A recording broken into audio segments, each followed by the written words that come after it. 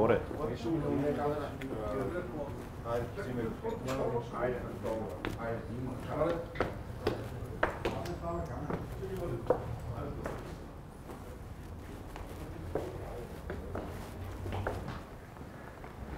Здравейте. Добър ден. Добър ден. Добър ден. Чест почитание. Как сте? Много се радвам да ви видя. Благодаря, че ми отделяте в този ден време. Заповядайте.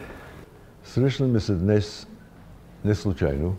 Моя роднина, министър на външните работи на Русийската империя Лобан Ростовски, подписва Константинополския мирен договор, който дава възможност за основанието на княжество България, последствие на българската конституция и дипломатически отношения. Тая картина ни показва българска делегация, която отива в Санкт-Петербург да моли Русия да възстанови дипломатическите отношения. И тя е приета от министра на външните работи на Русия, мой родственик. И забележете символизма тук и съотношенията. Министър на една от трите и най-голямата империя на своето време. България тогава беше даже незначима точка на картата на Европа. И независимо от това, министъра на Русийската империя има огромно уважение към митрополит Климент. Защо? Защото той имаше много високи духовни и интелектуални качества.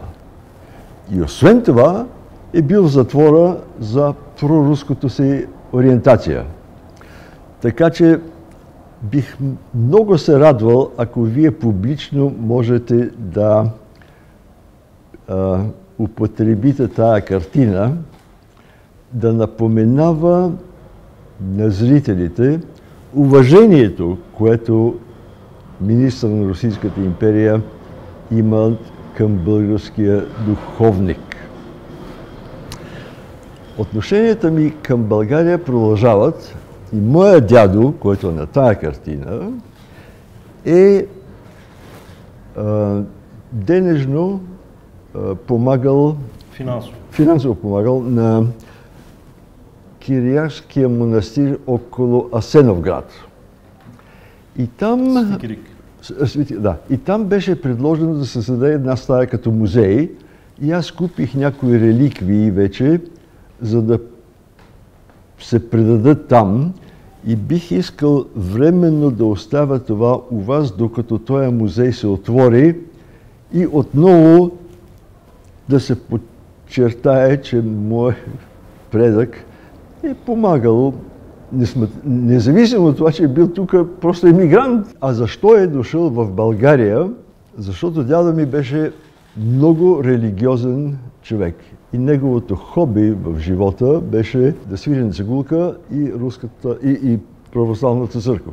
И аз завърших тук своето образование, така че връзките ми с България са явно дълги и тесни. И затова ви обременявам този дар. Това време е леко, разбира се, за нас. Благодарим от сърце за тези картини. Едно произведение на изкуството, което остава по-дълго във времето, винаги свидетелства за някакво важно събитие, така че и ние ще имаме спомен за онези времена, когато политиците са имали много голямо уважение към духовниците и искрено ще се надяваме тези времена да се върнат и в най-новата ни история. И разбира се, когато обществото повече се вслушва в гласа на църквата, винаги резултатите според нас са по-добри и както е модерно сега да се казва, по-устойчиви. Защото времето бързо се променя, а църквата пази в основите си такива истини, които са непреходни и вечни. И за това и много често нашите братя по вяра от Русия се чувстват много добре на нашата земя, защото наистина вярата ни обединява и езика на църковно-славянски език, на който ние служим в църквите, се е запазил през годините и той наистина е наш общ език, ако има различия в руски и в българския, през времето са се получили такива различия, то в църковно-славянския няма нито една променена думичка, така че още едно нещо, което наистина ни свързва. Разбира се, ние ще се постараем да ги запазим на достойно място, ще запазим картината, която е специално за манастира и за музея, докато музея стане готов и разбира се след това по подобаващ начин ще я предоставим там. И тази картина, която изобразява митрополит Климент и министра на външните работи, по това време ще си запазим тук в Светия Синод. Слава Богу, ние имаме доста произведения на изкуство, които са оригинални, които са едно по едно сега започваме да ги реставрираме, да ги възстановяваме. Не и всичко до край познаваме, тъй като през годините са се натрупали много ценни неща и сега тепърва ще се постараем и ние по-младите да се погрижим за тяхното опазване, защото наистина тази памет е много важна. Тази командировка на българската делегация в Санкт-Петербург е описана, за щастие, от разни точки зрения, включително и на Иван Вазов, който е член на делегацията. Но няма в Министерството на външните работи в Русия и никакъв архив няма визуално изображение. Няма снимка, няма гравюра, така че това е още едно от подбуждението за да поръчам тази картина. И във вашата забележка, че благослужението в Русия е на старославянски език, всъщност синонима на това изречение е старобългарския, защото старобългарския език влезе в основа на църковното богослужение в Русия. И малко се е изменило, но основата ни е тук, все пак, дължими на Свети Кирил и Свети Методий. И това си струва да се отбелязва, понеже е исторически факт. Вие, че го отбелязвате. Вие. Но е исторически факт, така че да не уменьшаваме заслугата на България в духовната и обществената култура на славянския мир.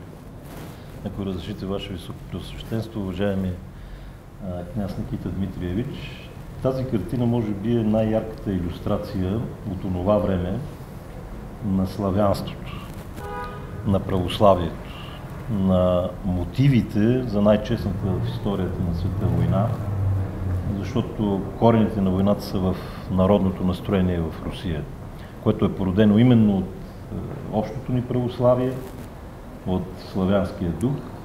И тук почита, която министър на външните работи на Руската империя показва към българския духовник, е еманация на това усещане за общност, на това усещане за вяра.